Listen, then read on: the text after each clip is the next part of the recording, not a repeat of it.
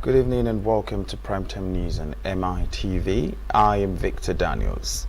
In the news, President Bola Tinubu has met with the newly appointed service chiefs at the State House in Abuja as part of the ongoing effort to strengthen Nigerian security architecture.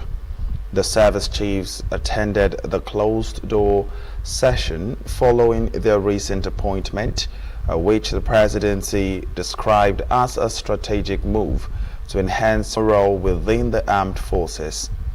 In attendance at the meeting with President were the Chief of Defense Staff, General Olufemi Oluyede, the Chief of Army Staff, Major General Wahid Shawaib, the Chief of Air Staff, Air Vice Marshal Admiral Idi Abbas, the Chief of Naval Staff.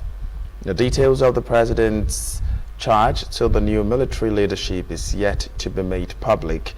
Meanwhile, the swearing-in of the service chiefs and decorations with new ranks will be after they might have been confirmed by the Senate in line with the constitutional provisions. Nigeria in Diaspora Commission (NIDCAM) has urged the National Assembly to amend the NIDCAM Act to enhance the Commission's effectiveness. The call was made on Monday by Abike Dabiri, the Commission's chairman and CEO, during the Nigerian stakeholders' engagement on diaspora governance held in Abuja. Correspondent Linda Ike reports that Dabiri Arewa emphasized the importance of establishing continental offices and ensuring their implementation as already provided for in the current act. And while commending the Committee for Initiative, she also proposed the introduction of diaspora studies and tours into the Nigerian school curriculum. Tochukwu KK, the chairman of the House Committee on Diaspora, said the initiative aims to unify nations, highlighting achievements such as aligning laws and government efforts at both federal and state levels. Representing the Speaker of the House, Tajuddin Abbas, Patrick Omar acknowledged the vital contributions of Nigerians living abroad. He pledged legislative support to strengthening the NIDCAM's mandate and enhance diasporal engagement. But our holistic, how do we engage the diaspora further? We expect all stakeholders to be part of this. Next year, we'll be reviewing the diaspora policy, and we're hoping that whatever comes out of here will guide us in reviewing the policy next year. So as we have this conversation, let's take it very, very seriously, because the diaspora cannot be ignored. I just returned this morning from 2 very important engagements in the UK. All our doctors will give back to Nigeria, and next year they're all going to be here to do various things. Why can't our doctors build medical centers of excellence in the country if they're the best in the world? Also, another function on agri-tourism by Nigerians saying, we want to come home and invest. They were looking at the area of agri-tourism. So there's so much we can do with our diaspora. We are the best in the world. The initiative is all about bringing together policies, institutions, and technology to create a unified approach to diaspora governance. And here is what we hope to achieve. Using reliable, privacy-protected data to guide planning and protection and programs. Stronger ways to attract investment, share skills, foster innovation, and connect small businesses. Improved rules for managing migration, fighting trafficking, and providing legal safeguards. Reliable ways for governments, diaspora groups, and partners to communicate and collaborate. Secondly, to launch the Nigerians in Diaspora Response app web named Nidress. Nidress is our new tool to make it simpler for the government to connect and support Nigerians abroad. It offers exciting features like reporting of incidents and a help desk for emergencies, consular needs, or welfare issues. Transfers remits about 20 to 30 billion to Nigeria every year. That is almost the size of our budget. So they are an important part of us, and they control also an important economy. Now, such people that control this amount of economy, they do not have voting rights.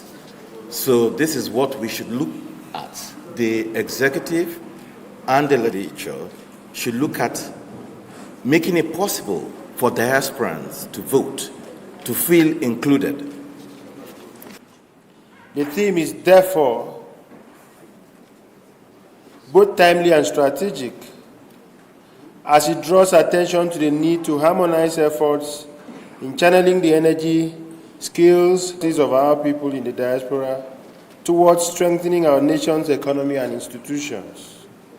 I wish to thank the chairman and members of the House Committee on Diaspora for their visionary leadership and for their consistent commitment to sustaining dialogue and action in support of the diaspora community and the advancement of Nigeria's global interests. Nigerians in the diaspora have continued. Their influence extends across global industries, where they distinguish themselves as professionals, entrepreneurs, and innovators. The theme of this engagement aligns with the legislative agenda of the 10th House of Representatives, particularly its focus on inclusion, accountability, and economic reform. The National Agency for the Prohibition of Trafficking in Persons, Mitv, has restated its commitment to combating the human trafficking in the country. The Director General of Mitv, Hajja Binta Bello, spoke in Abuja during the unveiling of Vicious Red Circles, a novel highlighting the dangers of trafficking. And she said that the book exposes the circles of vulnerability and exploitation affecting women and children, stressing that the fight against trafficking requires a collective action beyond enforcement. Bello reaffirmed Mitv's resolve to pursue justice for victims and prosecute offenders, while commending the author for using literature to promote awareness. The chairman of the occasion and APC national chairman urged the stakeholders to act decisively to restore integrity and dignity to the victims. The author of the book, Ambassador Alex Oriako, and the reviewer, Dr. Ike Niliako, described the book as a work exposing the poverty, ignorance, and harsh realities that sustain the human trafficking. We are committed to combating human trafficking through prevention of the crime, protection of the victims by providing them with support services, prosecution of the perpetrators, partnership and development of policies, what NAPTIP call the 5 Ps. We must know that this novel does not just inform, it moves us. It urges us to vulnerability and exploitation that traps so many of our citizens. Case is a person, someone's daughter, someone's son, and someone's future. That's why this synergy in this your book, inclusive economy, that all of us can be part and parcel of it. Look forward to this your book. Being a mirror, to this your book. Being a mirror, like I said, a part for not just the APC, not just the government of APC at the state level, at national level, but the state government and the local government being part and parcel of this change that can create a clear reflection between the people of Nigeria and the destiny of the young and vulnerable girls, especially. But we can break it with awareness. We can break it with compassion. And we can break it with action. So today, I'm not just asking you to buy a book. I am inviting you to become a link in a new circle. A circle of hope, a circle of advocates. The book challenges every citizen, policymaker, faith leaders to act to this menace. We need to dismantle the systems of silence that allow human traffickers and other vices to persist in our midst. As the author so powerfully states, if you see evil and keep quiet, you have already signed a lease for that evil. Vicious Red Circle thus stands as a model of socially responsible literature, a fiction in service of truth, and art in service of humanity. Your Excellencies, distinguished special guests, I would say that the book we are celebrating today is a masterpiece. And anybody who is interested in the cause of humanity should get a copy of this book. It is not enough to get a copy of the book. Please. The All Progressive Congress APC has confirmed the candidature of Ekiti State Governor Biodun Oyebanji as the consensus candidate of the party for the 2026 governorship election in the state. The motion for Oyebanji's affirmation was moved in Ado-Ekiti on Monday by the Senate leader, Senator Okpeyemi Bamidele, and seconded by the Speaker of the Ekiti State House of Assembly, Right Honorable Stephen. In his remarks, the chairman of the Affirmation Congress Committee, Ahmed Ododo of Kogi State, described the exercise as a reflection of Governor Oyebanji's giant strides across the various sectors, which he said have positively impacted the lives of Ekiti people. In his acceptance speech, Governor Oyebanji expressed gratitude to President Bola Ahmed Tinubu and also extended an olive branch to Kayode Ojo and other former aspirants, noting the party can achieve greater and enviable progress through unity and collective effort. He has walked the talk, he has done what he needed to do.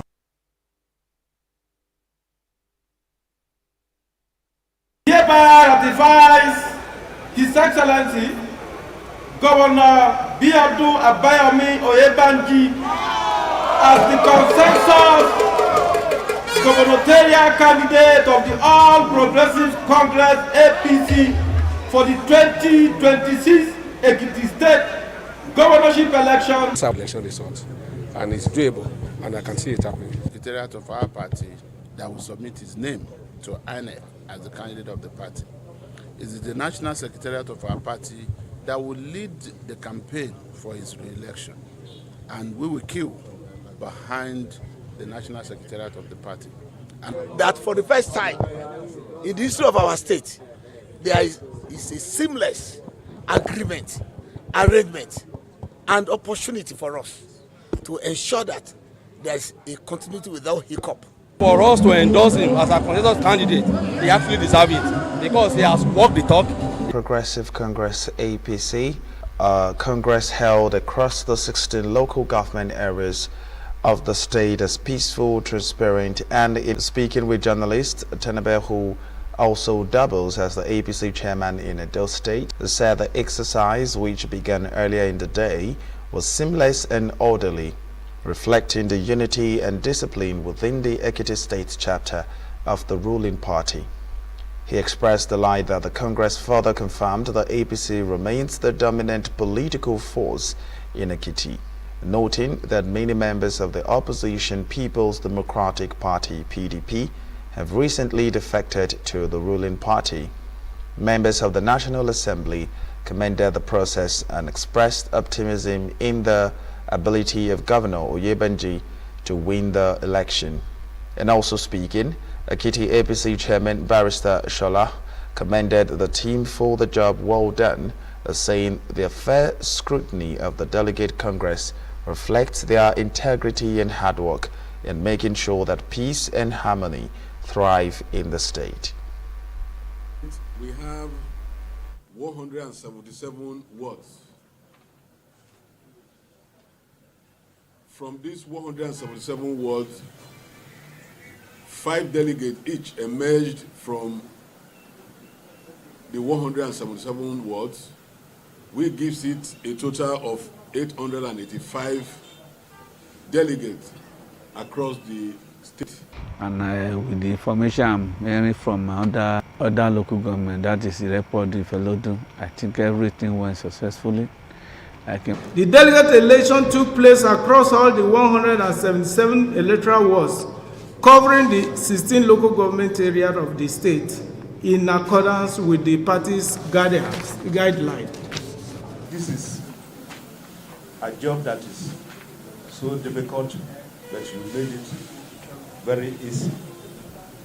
Shows your integrity, shows your hardworkness, and most importantly, your patriotism to our great party. A group of youth leaders within the All Progressive Congress from Osun West Senatorial District have condemned the agitation 2026 governorship election. Our correspondent Jamiu Omoni reported that APC members at a meeting held in Osogbo alleged that some youths in the party were coaxed to sign a document clamoring for APC West governorship candidate in the coming election. They also alleged the signatures of some of the party members were forged in the published document. They appealed to President Tinubu and other critical stakeholders of the party to prevent imposition of a zonal candidate. However, Osun West Senatorial leader Imran Adekunle debunked all the allegations but insisted that agitation for West Senatorial candidate stands. Has gathered the youth leaders in Osun West that the arrangement of who is to be the next governor should come from West. Osun has never zoned it to any particular senatorial district. They have been a particular senatorial district. They have been, zoning at all has never occurred. They have been looking for the best. And I want the whole world to know that information sent that day was wrong and it is a lie. And many people were coerced to even sign. They did not sign. Many signed something and they refused to do. They still went ahead to forge the signatures. Best aspirants should be picked as the candidate for this party in order to be able to win, to jump the hurdle that is in the front of us come 2026. Central headquarters is in Iwo, and the youth that make this statement, they are all in Iwo voluntarily. They are fighting for their district. We want the whole world to get it right that we are not forging anybody's signature. We are the youth of Osun West Senatorial District. We have a constitutional right to fight for our district. What we are saying is that we are urging all our leaders in Osun and Nigeria in our party to zone the 2026 governorship into our senatorial district. We are not root for any candidate. We are fighting for our senatorial. The People's Democratic Party (PDP) postponed the screening of aspirants in its 2025 National Convention. In a statement on Monday, the opposition party said it was moved due to unforeseen issues. The People's Democratic Party has put on hold elective National Convention on earlier scheduled for Tuesday, October the 28th, 2025, due to unforeseen circumstances. The party wrote in a statement signed by the chairman of the convention committee and governor of Adamawa State, Omaro Fintiri. It asked all aspirants and members of the PDP to note the foregoing and be guided accordingly. The NCOC remains committed to delivering a credible H3 2025 elective national convention on Saturday being the 15th to Sunday being the 16th of November 2025 in Ibadan, the Oyo State capital of Intiri said. Meanwhile, the Zamfara State Governor Dauda Lawal has inaugurated the Accreditation and Special Duties Subcommittees of the PDP in preparation for the party's convention. The governor's spokesman, Sulaiman Idris, said in a statement that the Accreditation Subcommittee was inaugurated at the Legacy House, Mitv in Abuja. The human rights activists Omole Sowore and Nnamdi Kalu's lawyer Aloy Ejimako have been released from Kuje prison after 4 days in detention. And announcing his release on Monday via X, Sowore wrote, and I quote, "And happening now, leaving Kuje prison in Abuja after being detained there illegally for 4 days, free Nnamdi Kalu now," end of quote. He was detained last week following his appearance at the Kuje Magistrate Court, and on Friday, a magistrate court sitting in Kuje, Abuja, granted bail to the human rights activist alongside Ejimako, Prince Emmanuel Kanu, and 10 others arrested during the Free Nnamdi Kanu Now protest in the Federal Capital Territory held on October the 20th. The court, presided over by Magistrate Abubakar, on charges of unlawful assembly and disturbance of public peace. Each was granted 500,000 naira bail with 2 sureties residing in the FCT, a valid identification, a 3-year tax clearance, and submission of international passports. However, Showore's counsel, Temitope Temokun, who appeared on Channels Television's Inside Sources, alleged that despite fulfilling all bail conditions, within 30 minutes of the ruling, the police officers reportedly took Showore forcefully away from the court premises to Kuje prison. Gbenga Omatosha has disclosed that Governor Babajide Sanwo-Olu will commission several landmark projects across the state by the end of this year and in 2026.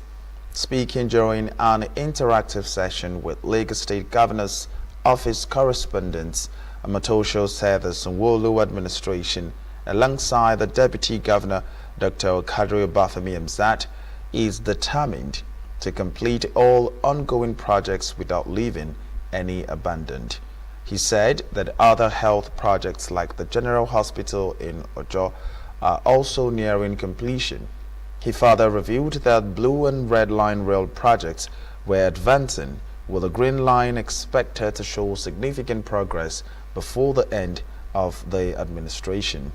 He reaffirmed the government's commitment to ensure housing, transportation, and education sector are delivered within the lifetime of the Sanwo-Olu administration.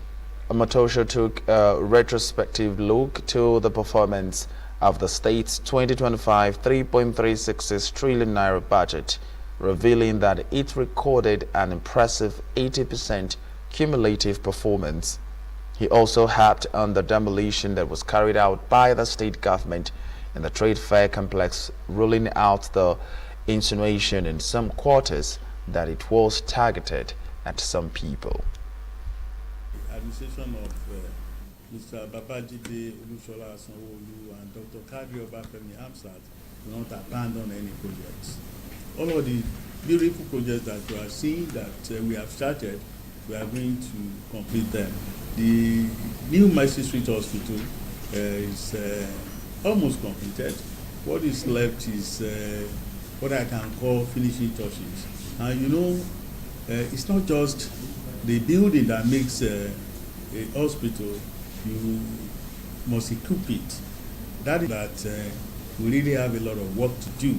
But all I know is that by next year, that hospital will be commissioned. Disaster does not know any religion.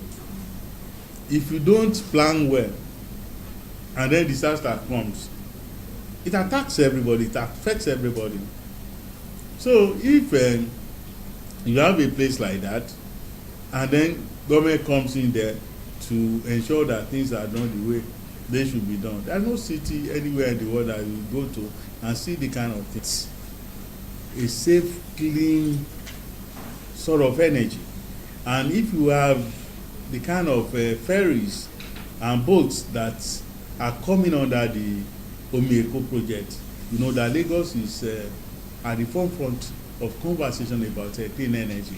These are boats that are not going to, that are very little or zero emission rate that will not dirty our environment, that will be colorful on our waterways, that will be faster than the kind of thing that we have now, that will be safer than the ones that we have now. And it's not just about the boats, it's also about dredging our waterways. The money that they are talking about is also going into dredging the waterways. Residents of Oroshaki, Lagos are protesting the sudden demolition of their homes in the middle of the night, and which has created a tension situation. Heavy security has been deployed in Yanaworo in response to planned demonstrations, with reports that many families have been displaced. A local resident told the newsmen that while ordinary families lost their homes, the properties of influential individuals remained untouched. The Lagos state government insists the operation follows due process, but their allegations have deepened frustration over inequality and selective justice. It started from yesterday, around 1 o'clock. Tell them before they are coming, but they didn't have any money. But what I want to tell you is that they're supposed to give them some times. They'll go and rent another house. That is that. But they don't know the place they are going. You know, everything now is very cost. They didn't have any money. That's why the government is supposed to have assist them. So what's happening to this building? This building now, they have told them that they will give them money. Because this building now, if they want to build it, it's not million, no, billion of naira. That's why they leave this building. That's why they leave that building.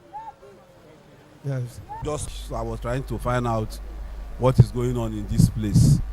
Why this my brother was telling me that the thing just happened early hours of the day.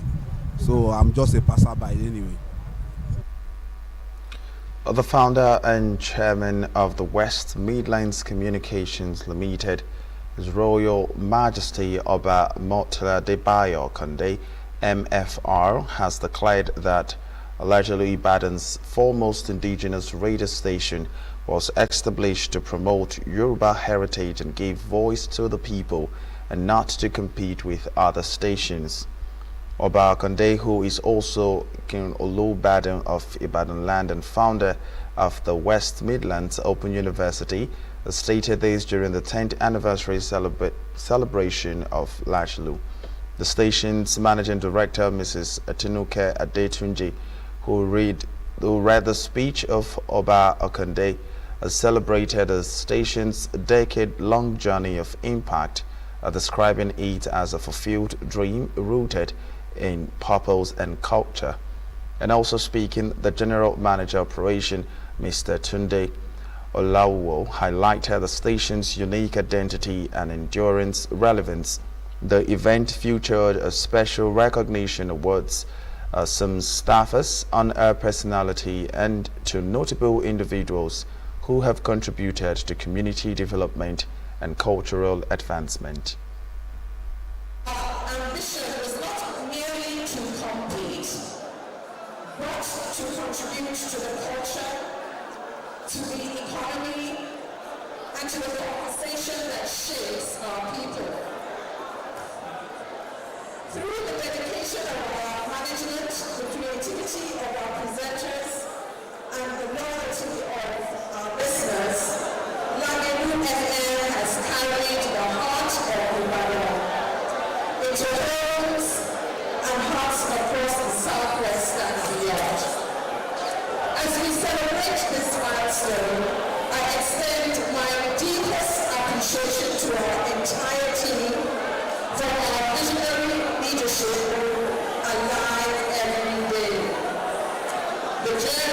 14 years reminds us that may FM continue to move stronger, amplifying the true voice of our people for decades to come. Just a humbling award, because when we do the recognition with such awards, works that uplift everybody, the downtrading, the well-to-do, everybody, just to show to the society.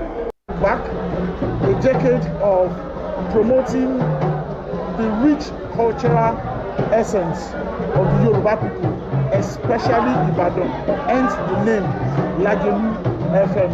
We thank God. We also thank our people, our customers, for embracing Lagelu FM. Since it was established in 2015, it has become appreciate people, to reward excellence, those who have contributed meaningfully to the development of Ibadan. I mean, the names of the meaningfully to development. Sometimes people will know what to do, but they will not acknowledge it. So having acknowledged what we are doing is something that And that's it on the local scene. We now take a short break. Where we'll come back.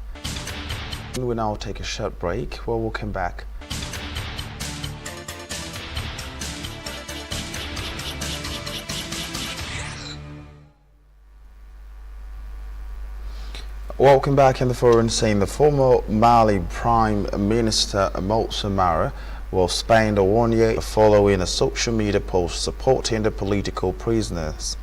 His punishment for undermining the credibility of the state has been in prison since August the 1st on charges following his July social media post in which he said he had met with political prisoners and promised justice. Mara listened impassively a 500,000 CFA equivalent to $887 fine. And Ivory Coast President Alassane Ouattara has won a fourth term, securing a crushing 89.77% in vote, which his two greatest rivals were barred from, the Electoral Commission said on Monday. In much of it, and even before the provisional results announcement, Ouattara was already anticipated to have swept the polls, and after early tallies on Sunday showed him winning upwards of 90% of the vote, and turnout was close to 100% in his northern strongholds.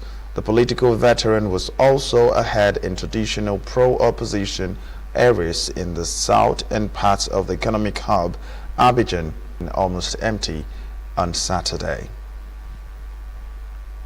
A shallow magnitude of 6.5 earthquake struck off the coast of the French overseas territory of Guadeloupe, U.S. seismologists said, and with the damages and injuries immediately reported by the authorities and the U.S. Geological Survey, said the epicenter of the quake hit around 160 kilometers east of the Caribbean island at a depth of 9 kilometers.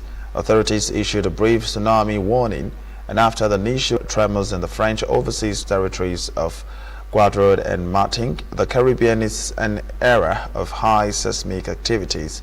A devastating magnitude of 7.0 earthquake hit Haiti in 2010, killing more than 200,000 people.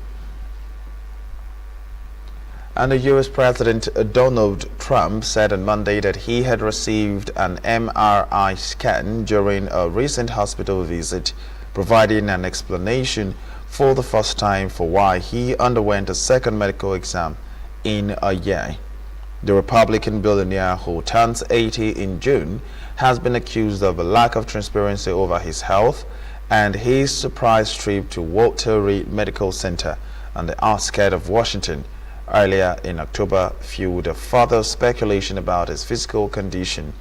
MRI, or magnetic resonance imaging scans, are used to diagnose a range of conditions from tumors, strokes, and multiple sclerosis of much less serious complaints like muscle tears and inflammation.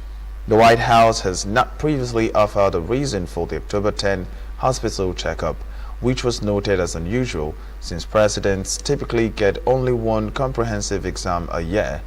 Trump, the oldest person ever inaugurated as the U.S. president, declined to say on Monday why he had received a screening, referring reporters to his doctors.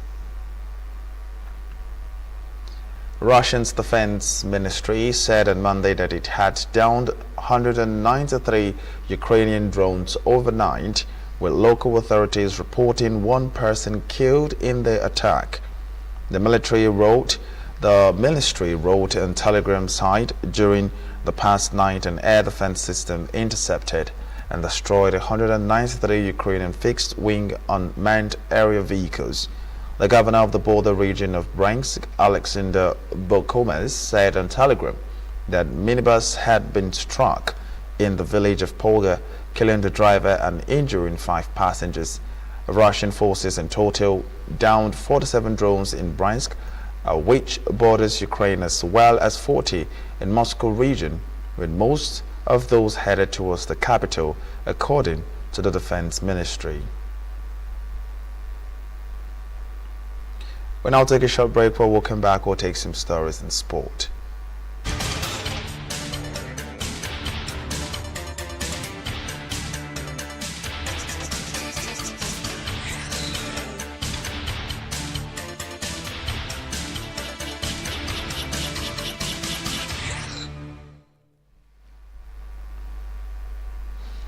Welcome back in sport. The 2023 Labour Party presidential candidate Peter Obi has taken a swipe at the Nigerian Football Federation for allegedly failing to deliver a promised FIFA-funded stadium in Anambra State. In recent allegations of fund mismanagement labeled against the NFF, some reports allege that NFF misappropriated FIFA funding intended for grassroots football and stadium development. To Obi, officials from the Sports Federation informed him when he was governor of Anambra State that the state's capital had been selected for a FIFA project. The former governor said the officials claimed Akwa and been earmarked as one of the 6 geographical locations for the construction of a FIFA standard stadium to be fully funded by FIFA. Obi added that nothing came of the promised FIFA project and that his administration had the stadium itself. The former presidential candidate said that he is disappointed by the blatant squandering of opportunities for Nigerian youth. Defender Michelle Alozie has made the shortlist for the FIFPro Women's 11 with the teammates Rasheedat Ajibade, Chiamaka Nnadozie and Esther Okoronkwo, all instrumental in Nigerians' 2024 WAFCON triumph, missing out. The FIFPro, which means the Federation International the Association, the Footballers Professionals, announced the shortlist on Monday, inclusive. Alozie was a key figure as Nigeria clinched a 10th WAFCON crown earlier in the year. She is also a part of the Nigerian team Africa Cup of Nations qualifier against the Amazons of the Benin Republic. Ajibade was the player of the tournament at the WAFCON, while Nnadozie won the Golden Gloves and was chosen Monday sacked coach Igor Tudor after the Serie A club's 1-0 defeat by Lazio meant that he had accumulated just 5 points in the last 5 matches. A men's first team coach Massimiliano Brambilla will be on the bench for the match against Udinese on Wednesday, the Turin club said.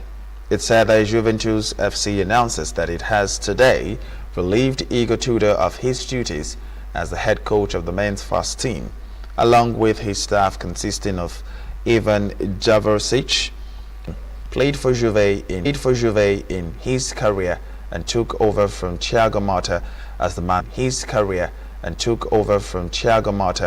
the manager in March.